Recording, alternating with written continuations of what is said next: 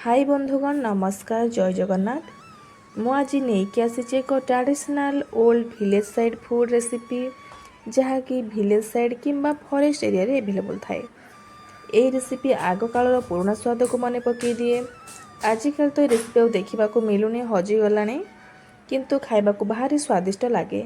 यह एक ऋतुकालीन फल केवल खरा दिन में ही मिलता है। यह टूल किंबा महुल फल कही था। घरे थिबा बेसिक मसला प्रस्तुत हो जाए, बहुत सहजरे बनी जाए और प्योर गाँ खाद्यर स्वाद आनी थाए। तो चलतु सांग मैंने डेरी नक रेसिपी स्टार्ट करवा। ये देखिपे ये फलटी एमती ग्रीन कलर थाए। यार चोपा को आम छड़े नवा या भल भाव धोई नहीं। यह टी कषाया थाए। प्रथम आम यार चोपा को छड़े नवा, तापर या भितर थिबा मंजी को मध्य काढ़ी नवा। तापर भितर गोटे माने येलो कलर थाए ताको मध्य कढ़ा जाए।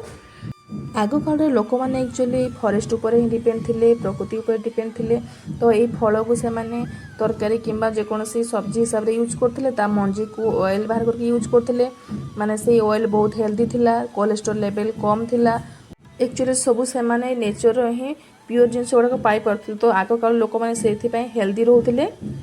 तो देखो तो ये सबू टूल गुड़ाक मो चोपा छड़े नहीं आम काटी नवा।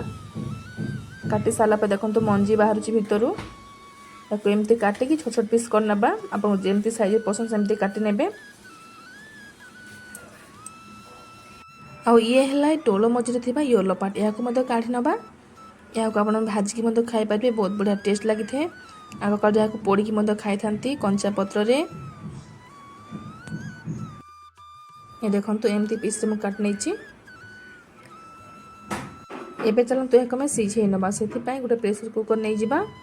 तापर आड कर अल्प टिके पानी दिया आम गोटे हुइसिल कि दुईटा हुइसिल आसा पर्यटन सीझे नवा। देखो ये थी एत सारा मंजी, ये थी येलो पार्ट। एक्चुअली आग काल लोक मैंने खरा दिन में मंजी को कलेक्ट कर ऑयल बाहर कर वर्ष वर्ष पर्यंत यूज करने स्टोर कर रखुले। यहाँ बनवा ए चलते गोटे मसला बनवा। से गोटे बाउल 2 चामच बेसर, गोटे चामच धनिया, गोटे चामच जीरा, 2टी सुखिला लंका, 4-5 कड़ा रसुण को नहीं अल्प टिके पानी दे भिजेदबा 2-3 मिनट टिके बदरी गलापर आम गोटे मिक्स जार या गोटे मसला बने नवा।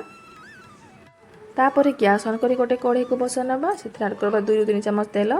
तेल भला भाव गरम हो गलापर गोटे मीडियम साइजर पियाज काटी रखी आड करदे। पियाज को अल्प समय भाजी नवा। पियाज टिके भाजी गलापर पियाज को अधिक भाजबानी, पियाज टिके क्रंची रहिबो, खाइबा को बहुत बढ़िया लगिबो।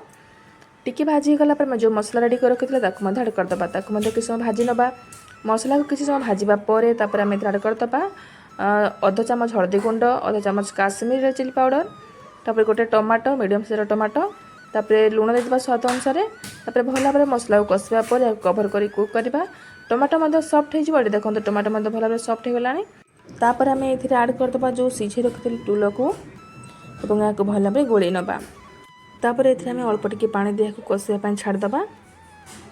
ये फाइनल रेडी होगा आमर टूल बेसर। आपण मैंने यार भजा करके चाहूबे ताहले ये पानी आड करेंगे। एमती भाजीदेवे बहुत बढ़िया भाव गैस फ्लेम को लो रखिकी बढ़िया भाव भाजी हो।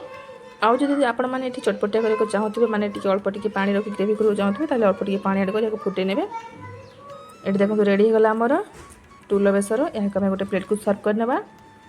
बहुत बढ़िया टेस्ट लगी थाए। आपण एरिया यदि एवेलेबल अच्छी थोड़ा निश्चय आनी खातु। आजकल तो टाउन में एवेलेबल हो गला कि समय मिल जाए। आपण मानक आज रेसिपी केमती लगला मत कमेंट निश्चय जनइबे। जदि भल लगी ताहले मो चैनल को लाइक सब्सक्राइब करदेवे। देखा गोटे नुआ रेसिपी सहित रही सांग माने। जय जगन्नाथ।